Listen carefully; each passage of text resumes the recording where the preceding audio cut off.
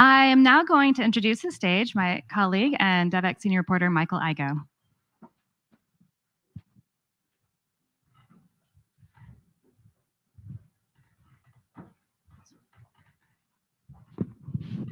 Hi, how's everyone doing? Resounding, yes, doing well. My name is Michael Igoe. I'm a reporter on the Devex news team. I'm really delighted to be here and to see you all. And I'm delighted to be joined by Sara Jane Ahmed, who is the Global Lead and Finance Advisor.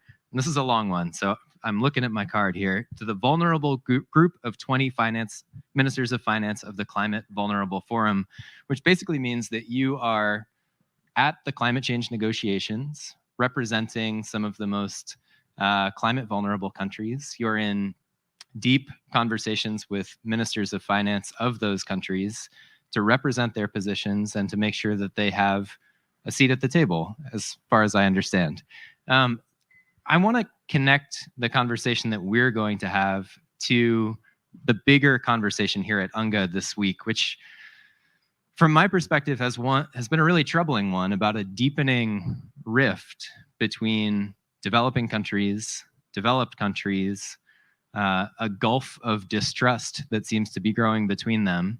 I think a lot of people saw the response to COVID-19 as sort of a litmus test for collective action, and it seems like in a lot of cases maybe we failed that litmus test.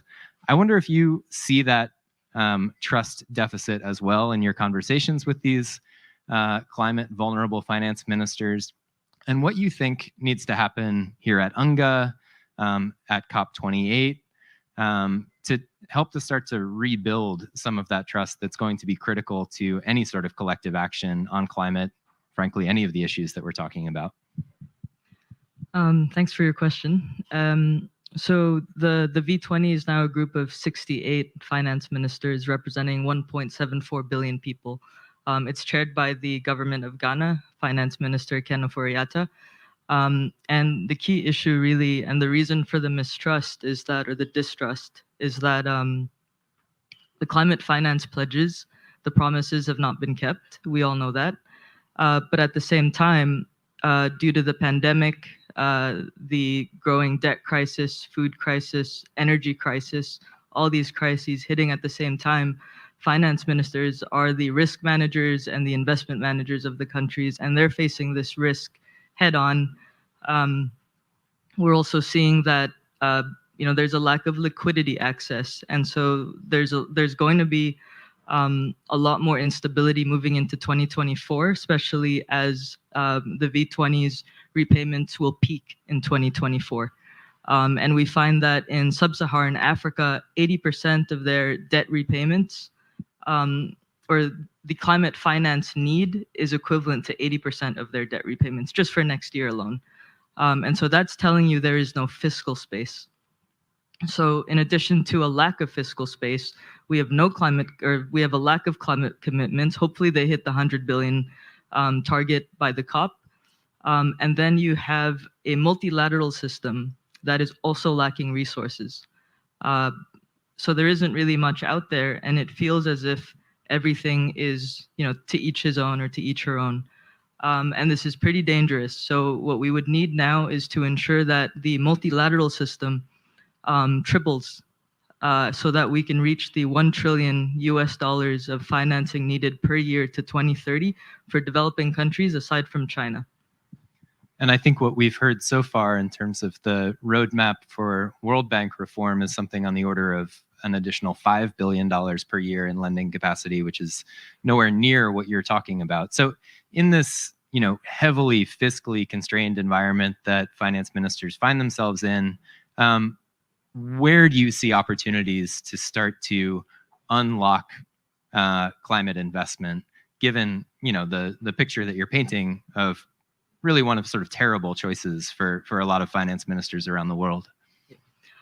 So business as usual austerity isn't going to work, because we need to invest this decade in order to build resilience against these growing climate risks. And we find from the insurance industry that it is growing with intensity and frequency at numbers they've never seen before. And so in terms of what the finance ministers are working on, one is climate prosperity plans, meaning a development-centered solution to these issues, because we know that by locking in fossil fuel power, you're inheriting or you're bringing in a lot of inflationary risk, high prices. So there is actually no need now to have development or climate action as trade-offs, but rather you can have development positive climate action. And so that's what they're pursuing. But to do that, it's a two-way street. As they come up with these plans and opportunities for investors, both on the public side and the private side, equally important is for the multilateral system to provide them with time and space and a pause. And to do that, debt relief is an opportunity, because if we look at the last 20 years, the V20 lost over $500 billion, and they currently owe more than $500 billion. So in this scenario, who owes who? And so it would be important to give developing countries a shot at dealing with the climate crisis. If the resources from the multilateral system and climate finance will delay, then debt relief can be an immediate solution to just open some fiscal space for them to try to stay on track on the SDGs. We're totally off track. And so that would be critical to try to offer relief before 2024 hits. Yeah, you touched on a concern that I hear a lot when I talk to people about this issue, which is that in a world of constrained resources, in a world where developing countries are not following through on the commitment to provide $100 billion per year in climate finance, where official development assistance budgets are either flat or declining in a lot of places, what you risk is a competition between the development set and the climate set, and a competition for resources that might have the same end goal, but which tend to get sort of divided up into these two pieces of an increasingly smaller pie. How do the finance ministers that you're representing think about that? And what could be done, under sort of the spirit of the sustainable development goals to bring those two objectives more closely together and to better integrate them, given that there are sort of common objectives here and a common long-term vision? So in terms of the trade-offs that you were discussing, so food, health, power, all of this, development, social services, social protection, financial protection, all of these are at risk due to climate change. So it's not necessarily that they're trade-offs over the medium to long term. They're only trade-offs over the short term because of the financing and the funds. But if we were to maximize resilience in food, power systems, ensure that there's social protection, loss and damage debate is underway. There's no funds in the loss and damage wallet of the UN currently. And hopefully by the COP, that is no longer an empty wallet. So the point is that the climate risk now has to be managed across all sectors. So it's not, we won't invest in climate because there are no additional funds, but rather they're already trying to manage this risk without the funds.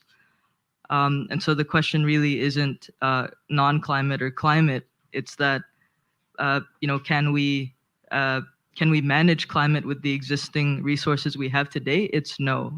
Whether the resources are there or not, they're having to manage this risk. The amount of climate finance is a perennial issue.